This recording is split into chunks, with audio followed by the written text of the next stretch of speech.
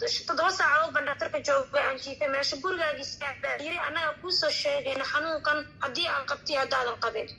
si fiican fashion waxa la dhahaa baa la iga helo caloosha ah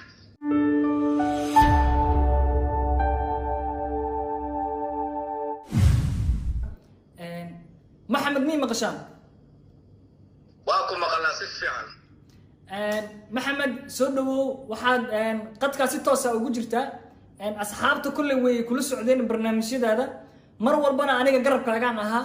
ismana lahayn lamaanahan cudurkan ayuu ku dhici doonaa laakiin ilaah ayaaba idinku sababay bal siduu idin haleelay horta ko waan ku salaanay adiga asxaabtaada kugu xiran maasha allah dhammaan waa fiican alxamdulilah cudurka sida oo noo haleelay xaaskiga ayuu ku dhacay marka waxaan jeclaan lahaa xaasku inay ayada sharaxdo maxamed sidaan dareemayo oo hadalkaaga aan ka dheehanayo cudurka adiga mausan kugu dhicinba anigu ma dhicin wuxuu ku dhacayo xaaska oo sida baaris ay dhacday anigana sida ay dareento kale maana dareemin wax oo xanuuna maana dareemin alxamdulilah saabrin insha allah noogu gudbi saabrin sidee xanuunka u dareentay sideed adiga micnaha markaad dareemaysay suu dareenkaagu noqday familka miyaad ka dheeraatay carruurta miyaad ka dhex baxday bal noo sharax maadaama uu cudurka adiga ku haleelay baan kuu salaamayaa walaalo maxaa la yidhahda liibaan adiga asxaabta adoo kugu xiran maasha allah cudurka wuxuu igu haleelay horta markii hore waan baxnay aniga odagayga waxaan aadnay magaalada Stockholm caasimada Sweden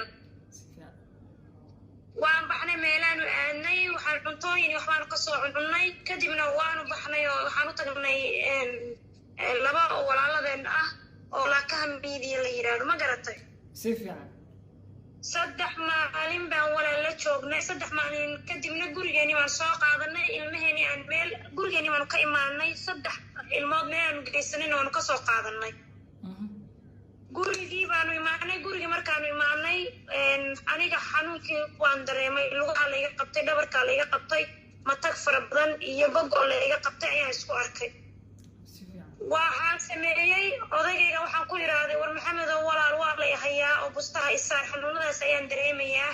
wuxuu igu yiri maya iska sug wali xanuunadaas kuma hayaan akhriyo waxbaan ka aqaan oo ka akhristay meesha website-da Swedish-ka wadanka aan joogno Sweden wax qoraalkooda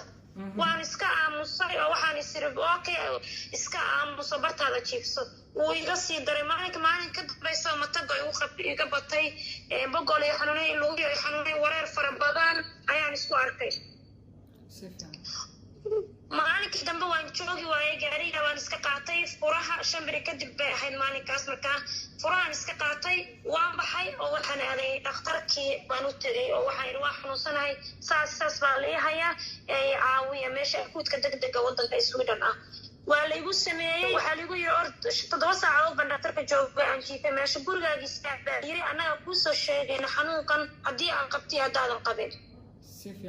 fashion waxa la dhahaa baa la iga helo caloosha ah kaniin bay yiraahdeen farmashiyaha ka dado sidii baan gurigeena u jooga saddex maalin kadib ayaa la soo wacay wuxuu igu yiri dhakhtarka cudurkaas waa laga helay saabrin meelna ma bixi kartid 14 bir gurigaas aad ku jiraysaa oo banaanka ma bixi kartid qolkaagana waad ku jiraysaa ilmahaaga ninkaagana ma agmari kartid qolka albaabka soo xiranaysaa buu yiri wax kalena ma sameyn kartid si fiican marka walaal xanuunka saas uu ii haleelay saabrin waad ku mahadsan tahay waqtigaadna siisay ilaahay ha kaa caafiyo inta muslim u hayn ilaahay ha ka caafiyo cudurka hadda sidee dareemaysaa wallaahi walaalihiibaan hadda aad baan u wanaagsanahay maasha allah hadda waxaa kasoo wareegatay adiga 12 beri baa kasoo wareegatay maantadan aan kula hadlayo aad baan u fiicanahay oo caafimaad baan qabaa maasha allah shalayna dhakhtarkii baa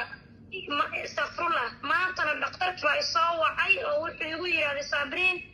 saa lagu haya maxaa dareemaysaa maalin kasta dhakhtarka maalin dhaaf ila soo xiriiri jiray saddex maalin kadib maalinka hata uu ila socon jiray marka waxaan ku yiri waa fiicanahay oo xanuun hadda aan dareemay xanuunadaydi male marka wuxuu igu yiri waa bixi kartaa oo ilmaha waa u tagi kartaa fadhiga waa la fariisan kartaa waa la cuntayn kartaa marka saas darteed hadda walaal aad u fiicanay banaankana waa u bixi kartaa buu yiri ما شاء الله والله صابرين إلهي كعافية dhab ahaantii aniga ahaan markaan maqlay in cudurka idin haleelay aad baan u yaranahay waayo ayaantan waa yaro mashquulsanaa aad baan u mashquulsanaa ismaan haleelin balse mar dhow daqiiqado ka hor ayaan maqlay in cudurku idin haleelay aad baan uga xumahay insha Allah waxaan ku rajeyn doonaa caafimaad taam ah aadaan u mahadsan tahay inta muslim oo ilaahay ku ridana in ilaahay ka caafiyo ayaan u rajeyn doonaa insha Allah Sabriin maadaama ilaahay cudurka ka caafiyay bal ummadda Soomaaliyeed maxaad u soo baraarujina aad u soo jeedin lahayd waxaan u soo wallahi waa su'aal fiican baad weydiisay liban aad baad u mahadsan tahay waxaan u sheegayaa ummadda Soomaaliyeed meel kasta ee adduunka ay ka joogaan waxaan leeyahay walaal nadaafadana ku dadaala shakigana iska dhaafa shakiga waxa weeye qofka qaba cudurkaas ayaa ka caafimaad badan qofka shakinaya waxa weeye habbaxo ha isa soo baaro oo dhakhtarka ha u tago akuudka waliba degdeg ha aado dhakhtarka iska joog guriga ku leeyahay waxaas dareemaad iska wacato laakiin bax oo isa soo baar shakiga ha ka baxo caafimaadkana waxa muhiim u ah in la gacmaha la iska dhaqo dharka la iska waxeeyo daaqadahana siiba annaga dadka in hadda meel waxaan lama wadan baan kala joogaa laakiin soo wadankeena aan ahayn daaqadahana in la furo daaha laga wareejiyo dadka neecawse u helaan taasna waa u muhiim in la taxadaran waa muhiim cudurkaasna daawo male wadankeeni dad badan buu ku dhacay lama oga laakiin yaa daawooyin la cunin daawo male waa loo dhintaa haddii daawo la cuno walaalo cuntadana ha la iskugu dadaalo hal mid ayaan kusii mid labaad baan kusii darsanaya walaalo Soomaalidu waxa weeye wallahi waa dad aad u wanaagsan baalkan maadaama xanuun uusan lahayn wixii la dhahayo hala samaystay sanjabiishii iyo wixii maxaa la yiraahdaa fishii biyo iyo liintii iyo wixii oo dhan waa wax jira waxaas ay dadka u sheegeen ana ay sheegeen walaalada waan cadwaasay waxa wallahi ku caafimaadeen taana ha la iskugu dadaalo oo hala samaysto